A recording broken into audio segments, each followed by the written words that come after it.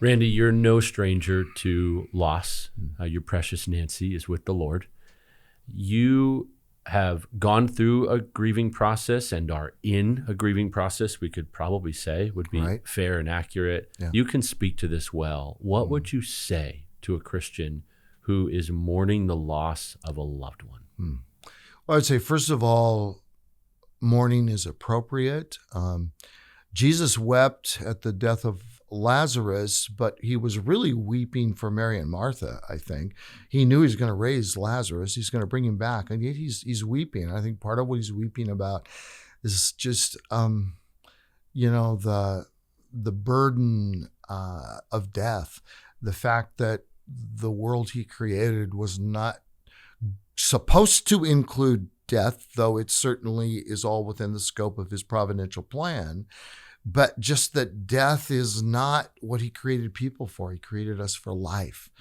And so death as part of the curse is just something that, of course, we mourn a loss. We mourn separation. But I would also say, be sure that your grieving, which needs to happen and has happened with me, is still happening, though it's not as intense, the grief process, as it was.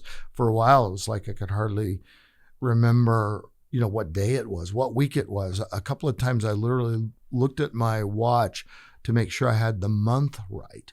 And it was just crazy. It was just disorientation. But Nancy was so much a part of my life. My soulmate, knew her for 54 years since we were freshmen in high school, married for 47 years. So yes, grieving is good. The only way you could avoid grief is to avoid love.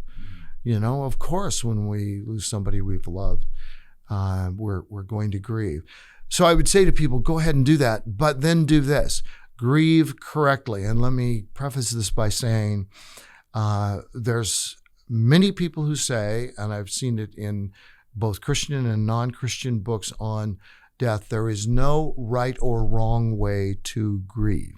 I disagree with that. We know that there's a wrong way to grieve because in 1 Thessalonians 4, we're told, we do not grieve as those who have no hope. So it would be wrong to grieve as if you have no hope if you are a believer, and in particular, if your loved one you're grieving is not a believer. Now, if they're not, I understand that has special things involved with that. But I just see so many people who are trapped in grief and can't get beyond their grief.